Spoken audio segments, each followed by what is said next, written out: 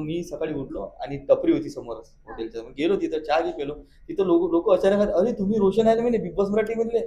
हा म्हटलं, हा म्हटलं मीच आहे म्हटलं ते. आणि बाजूवाले जे घरचे लोक होते ते पण आले धावत. तो लहान लेकरापासून म्हातारे माणूस सगळेजण, म्हणजे मी विचार करू लहान्यापासून मोठ्यापर्यंत किती आपण हे केलंय, त्याचं मन जिंकलंय. आणि ते एवढे आले, अरे यार काय मस्त खेळले म्हणे तुम्ही, चांगलं वाटलं म्हणे, तुम्ही जेन्युइन मस्त आहे म्हणे, पण तुम्ही गेले तर आम्ही टीव्ही बंद करून टाकल्या म्हणे. मी काय सगळ्यात पहिले एक वाईट गोष्ट सांगतो. मला तो अजूनही सतावते. मला तो राखीनं म्हटलं होतं ना, हमाल्याच्या बाळात, तो शब्द अजूनही आठवते. आणि तेव्हा तिने शब्द म्हटला होता नल्ला. मला एवढं बेकार वाटलं होतं. मी जी मेहनत करतो, जे हमाली काम करतो, त्या भरोश्यावर मी 700-800 पोते दिवसभराचे करतो. फक्त मला माहित आहे. कारण ही मेहनत मीनी केली आहे, तू नाही केली आहे. तुले अगर ती गोष्ट अगर म्हणजे 10 पोते होऊन पण माहीत पडेल तुला. हा जो आहे शो फक्त 1.5 तासाचा आहे. तर 1.5 तासाच्या हिशोबाने ते कोणची तरी बिग बॉस त्या हिशोबाने दाखवते.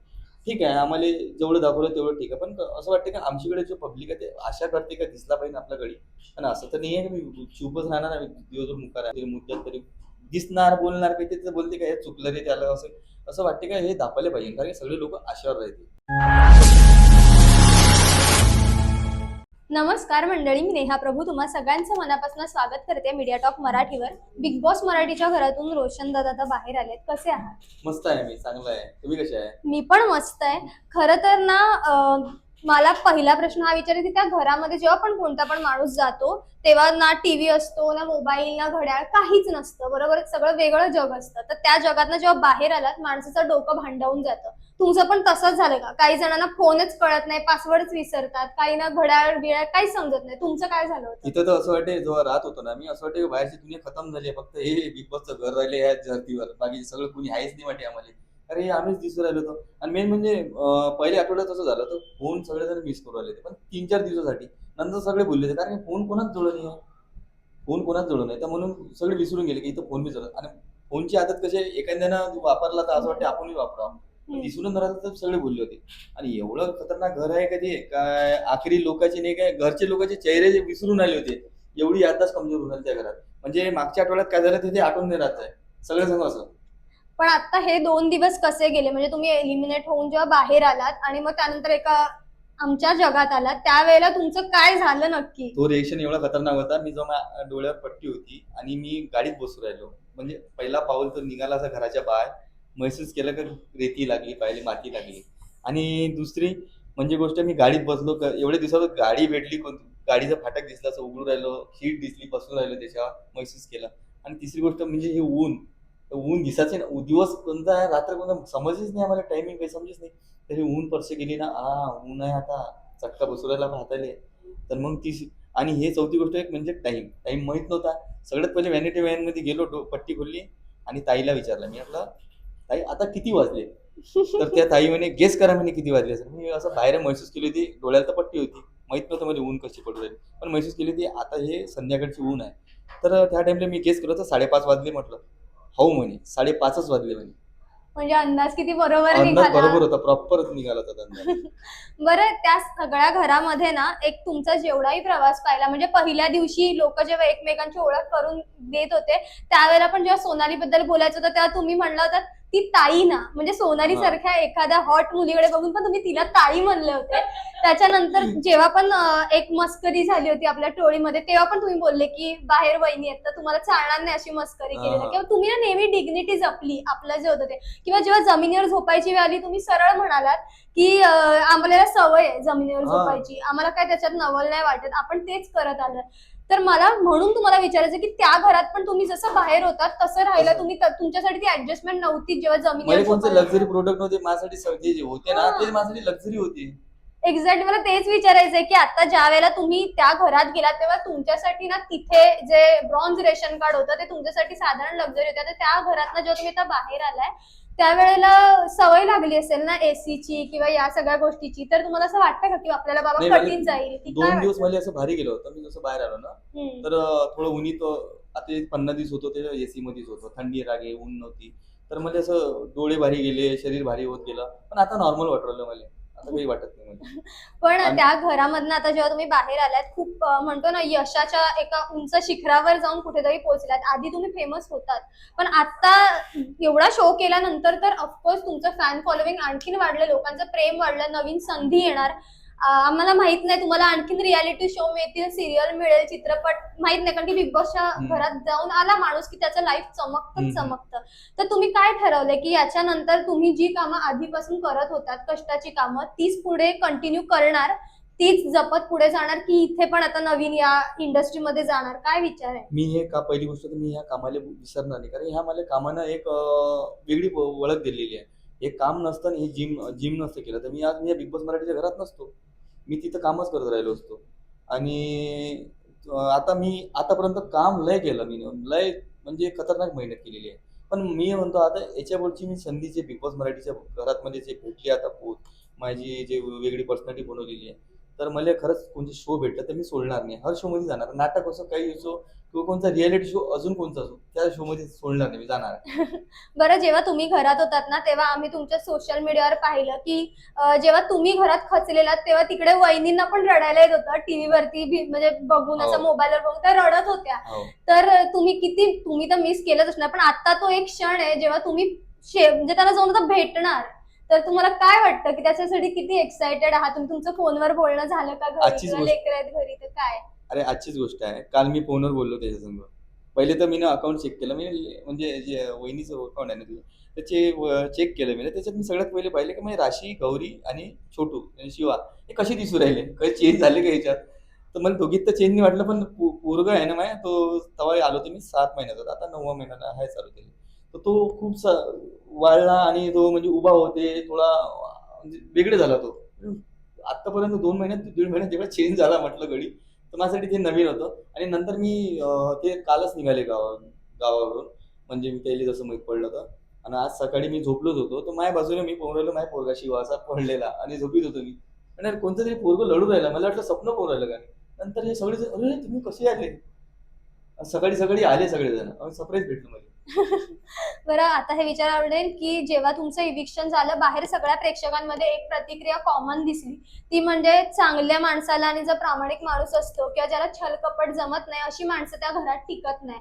आणि तुम्ही खूप चांगले आहात, तुम्हाला नाही जमलं छलकपट करायला किंवा तुम्हाला ते डावपेच नाही नाही कळले, कळलं. तर तुम्हाला वाटतं का की हे आपल्याला नाही जमलं म्हणून त्या घरामध्ये बाबा तशी चांगली माणसं नाही टिकत? शेवटी जी साधी असतात ती बाहेर पडतात आणि ज्यांना जमतो बरोबर खेळ, डावपेच, एकमेकांच्या पाठीमागे वार करायला, तीच माणसं टिकतात ज्यांचं हुशारी असते, असं मी वाटतं का? मी आता या गेम मध्ये एक शिकलेलो आहे. तर मी म्हणतो सगळं भांडण नसते राहत गेम.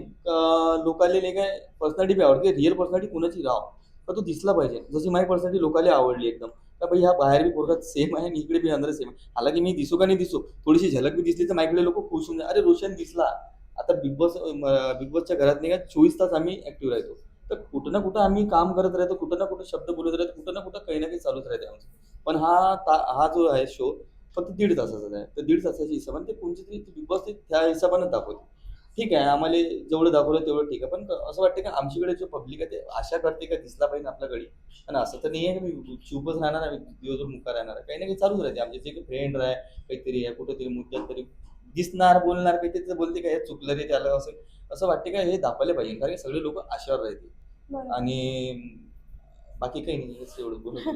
बरं, तुमची जी टोळी होती त्याच्यात जेव्हा तन्वी बाहेर पडली, काही दिवसांनी दिसलं की तिचं कौतुक व्हायला लागलं किंवा तिचा गेम बदलला. ज्या वेळेला आता अनुश्री बाहेर पडली, तिच्या बाबतीत पण चांगलं बोलायला लागलं. एकदा तुम्ही पण असं उठून बोलला होता की मी टोळी सोडतोय, तेव्हा बऱ्याचदा असं काही लोक असे होते की ज्यांना वाटलं की हा तो प्रोमो बघून की बाबा आता हे वेगळे होणार आणि हे त्यांच्या विरोधात उभं राहणार आणि काहीतरी गेम पलटेल आता, कारण की असं एक कुठेतरी आशा निर्माण झाली. पण नंतर तुमची सुला झाली आणि सगळं छान झालं. तुम्हाला वाटतं का की तुम्ही तो त्या वेळेला जे उठून उभं राहिला आणि तुम्ही बोललात की मी आता टोळी सोडून राहिलो, तर सोडायला पाहिजे होती, आपला पण त्या दोघींसारखं गेम चांगला झाला असता, बाकी आपण पुढे गेलो असतो? मी जेव्हा ती चुकली पाहिली ना, तेव्हा असं वाटतं यार आपली टीम वाले ना आपल्याच पाठीत खंजर घसू राहिले. त्याला कुठेतरी असं वाटलं का हा माणूस आता ते म्हणत जाय सिंपती कार्ड खेळून आता ह्या समजा समोर जाणार आहे. मी म्हटलं सिंपती कार्ड काय, मी आजपर्यंत त्या हमालीचा यूजच नाही केला आहे. मी कधी असं म्हटलं नाही स्वतःच्या तोंडाने का मी हमाल आहे आणि मी समजा आता सिंपती कार्ड घेऊन समोर जाणार, असं कधीच नव्हतं म्हटलं. मी म्हटलं मी जसा होतो तसंच आहे. मी कधीच नाही म्हटलं, दुसरे बोलले म्हटलं. तुझं चुकली पाहिजे ना, मी तेव्हा राग आला मनात. म्हटलं आता तर म्हटलं टोळी सोडतो. पण नंतर असं वाटलं अरे आपण पहिल्या दिवशी आलो तर टोळीतच सोडलो होतं रे. 4 हप्ते म्हटलं आपण तारीफ झाली भाऊच्या धक्क्यात, सगळेजण एकात होतो म्हटलं आपण. चांगलं होतं. मग आपला परिवार बी घरी तर आपण असंच राहतो. कधीच आपल्या घरी चालते चुकल्या वगैरे, पण आपण त्याला चला माफच करतो ना, "एक गलती झाली बाई, माफ करून देऊ."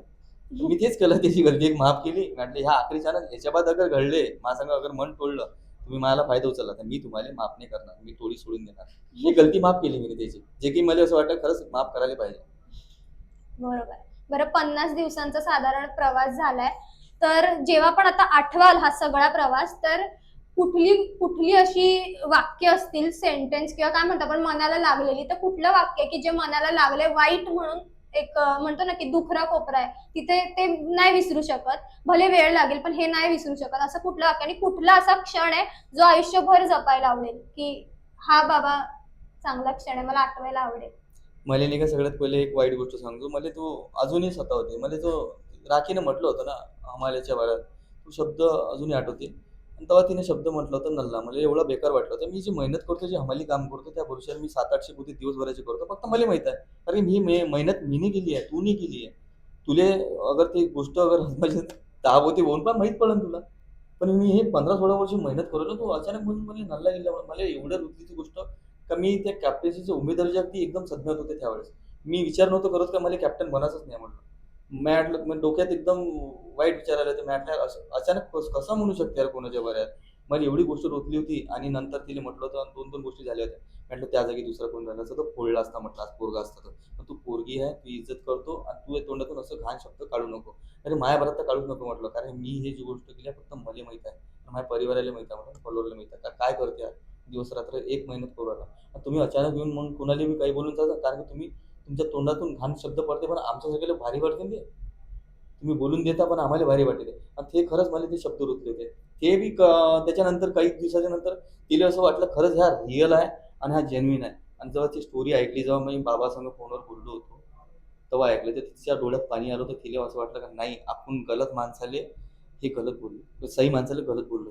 तिला लय वाईट वाटलं होतं. आणि नंतर ते म्हणे यार रोशन म्हणे चुकलो म्हणे. तिला ते कळलं ते नंतर. तर नव्हतं बोलायला पाहिजे. आणि एक चांगली गोष्ट म्हणजे एक आहे ह्या घरात, का मी आठवण म्हणून हे मरेपर्यंत ठेवणार आहे. कारण की ही गोष्ट लहानपणीचं, जसं लहानपणी आपण शाळेचे ड्रेस कपडे वगैरे घालो. हा. तो क्षण असा होता त्या टाईमले शाळेचे कपडे भेटले, बॉटल भेटली आणि सगळे मस्त गेम खेळून राहिले ते शाळेतले जसे खो-खो खेळो ते खेळून राहिलो. आणि कोणी अवतार सागरदाचा अवतार आणि माझा अवतार गेटअप चेंज झाला. बाप लेकाचा जसं सागरदा माझ्या पोरगा आणि मी बाप बनलो. चल बाबू तो सागरदा म्हणते बाबा भिवू नका मी आहे तुमच्या पाठीशी. बिग बॉस म्हणते शाळेतही म्हणते बॉडी तुम्ही शाळेत बी जिम करत जा वाटते म्हणे. ते बिग बॉसचा सीन होता तो म्हणजे ते आठवण होतं पुरं घरात. तर ह्या क्षण मरेपर्यंत आठवण राहणार काय हा हा हे वेगळी सीन आहे. अरे आपण लहानाचं मोठं झालं पण तो क्षण तो असा प्रसन्न आला नसता कधी. त्या बिग बॉसच्या मराठीच्या घरात आला आपल्याला. बरं बिग बॉस मराठीचं घर आहे ना ते माणसाला घडवतं आणि बाहेर आल्यानंतर तुमचं आयुष्य अर्थात ना असं घड्याच्या काट्याप्रमाणे बदलणार आहे. आणखीन खूप छान गोष्टी घडणार आहेत. तर तुम्हाला तो बदल जाणवायला लागलाय का चांगल्या गोष्टींचा, की आता ना फॅन फॉलोविंग डबल, सगळं सगळं डबल, म्हणजे म्हणतो ना की आर्थिक दृष्ट्या पण पैशाच्या बाबतीत पण खूप छान, लक्ष्मी आता आणखीन येणार आहे किंवा माणसं आणखीन आणखीन ओळखायला लागणार आहेत, कामं भरपूर येणार आहेत. तर बिग बॉसच्या घरात जायच्या आधी आणि बिग बॉस मराठीच्या घरात बाहेर आल्यानंतर रोशनचं नाव किती रोशन झालंय, काय बदल झालाय आठवतोय माणूस? आता आई बाबांचं नाव पहिले ठेवलं होतं रोशन. माझ्या कामाचं नाव रोशन करायचं. तर मी हे करून राहिलो होतो आणि सोशल मीडियावर होतो. पण एवढं मुंबईतल्या लोकांना एवढं नव्हतं माहित का रोशन कोण आहे. बाकी होते म्हणा मुंबईत फॉलोअर. पण आता अशी कंडिशन झालं, मी जेव्हा अंदर होतो सगळ्याला गेम कळला मी कसा आहे कसं स्वभाव सगळ्याला माहित पडलं रोशन भाई वेगळी पर्सनॅलिटी घेऊन गेला आहे. तर मी जसं बाहेर आलो आणि एक हॉटेल म्हणून मी जो मॅनेजर होता त्याला म्हटलं असं हॉटेल दे जिथं जास्ती पब्लिक दिसन मध्ये ना गावाकडले आठवण आली पाहिजे असं हॉटेल घे म्हटलं. हा. तर एक आम्ही हॉटेल घेतलं. तिथं असे रस्त्यात लोक चालले, घरातले पोरं खेळून राहिले बाहेर, म्हणजे गल्लीतला वाटले ना ते सीन घेतला मी. तर एका हॉटेलवर थांबलो मी आणि बाहेर येऊन असं उभं राहिलो. त्या बिग बॉस मराठीच्या घरात एक आदत लागली आहे. तर मी 3 वर्ष झाले होते चहा नव्हतो पेलो. पण तिथं 3 वर्ष चहा नव्हतो पेलो. पण तिथं चहाची आदत लागली होती. बापरे. आणि मग ती सगळेच जण चहा घे पे तिथं म्हणजे काही वेस्ट नव्हतं. चहा म्हणजे इम्पॉर्टंट झाला होता तिथं आम्हाला. चहा पाहिजे ना रे भाई सकाळी त्या चहाशिवाय जोर नाही लागत आमचा. तर चहा पिल्याशिवाय मग मी सकाळी उठलो आणि टपरी होती समोरच हॉटेलच्या. मग गेलो तिथं चहा घे पेलो. तिथं लोक अचानक आले, अरे तुम्ही रोशन आहे ना म्हणे बिग बॉस मराठी मधले. हा म्हटलं हा म्हटलं मीच आहे म्हटलं ते. आणि बाजूवाले जे घरचे लोक होते ते पण आले धावत. तो लहान लेकरापासून म्हातारे माणूस सगळेजण म्हणजे मी विचार करू लहान्यापासून मोठ्यापर्यंत किती आपण हे केलंय त्याचं मन जिंकलंय. आणि ते एवढे आले, अरे यार काय मस्त खेळले म्हणे तुम्ही, चांगलं वाटलं म्हणे, तुम्ही जेन्युइन मस्त आहे म्हणे, पण तुम्ही गेले तर आम्ही टिया बंद करून टाकले म्हणे. पण खरंच आहे, तुम्ही ना ट्रॉफी जिंको ना जिंको ती आहे मन की जिंकलंय. एक दिवस ती आपण ठेवूच कपाटात, पण माणसाच्या मनात निर्माण केलेली मनात- जागा असते ती आयुष्यभर राहते, आणि ते तुम्ही केलं. तुम्ही माणूस म्हणून जिंकलाय, जिंकलाय. आणि आमच्या सगळ्यांच्या प्रेक्षक म्हणून शुभेच्छा तुमच्यासोबत आहे. जाता जाता ज्या लाडक्या प्रेक्षकांनी साथ दिली, आणि तुम्ही म्हणला ना की आता जे सगळेजण अजून सपोर्ट करणार आहेत, त्यांना जाता जाता काय सांगायला आवडेल? कारण की त्याने खरंच मला हे जर्नी माही इथंच नाही सुरुवात झाली. जर्नी माही ती पहिली सोशल मीडियापासून सुरू झाली. त्यानं सोशल मीडियावर माही अगर खरंच ते मेहनतची कदर नसती केली तर मी आज सोशल मीडियावर एवढं गाजलो नसतो. त्याने तिथून सपोर्ट केला, आणि तोच सपोर्ट मला आज या बिग बॉस मराठीच्या घरात आला. तर त्याला खरंच माझ्या काम करू त्याची कदर आली, आणि ह्या बिग बॉस मराठीच्याने सगळ्यात मोठा हक्क त्याला दिला, कारण त्याने मला निवडला आहे. तर खरंच बिग बॉस मराठीच्या घरात जाण्याजोगता व्यक्ती आहे, आणि याला द्या होते, आणि ते खरंच त्याचा आशीर्वाद होता पब्लिकचा. आज त्या गोष्टीच्या मी या बिग बॉस मराठीच्या घरात होतो, आणि पुन्हा त्याच्यात मी नॉमिनेशनच्या वेळेस फुल सपोर्ट केला त्यानं. काही असो का नसो, पण त्यानं मला नंबर 1वर ठेवलं वोटिंगच्या बाऱ्यात.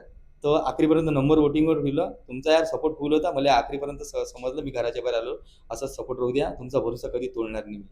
तुमचं नाव रोशन करणार, हे नाव रोशन आहे, अजून नाव रोशन करणार. Thank you so much. खूप छान वाटलं तुमच्याशी बोलून, आणि आम्ही आता भेटूच तुम्हाला, कारण आम्हाला माहिती आहे बऱ्याचशा गोष्टी तुम्हाला आता मिळणार, हा, त्यामुळे आम्ही भेटू. बिलकुल थँक्यू. बिलकुल. धन्यवाद.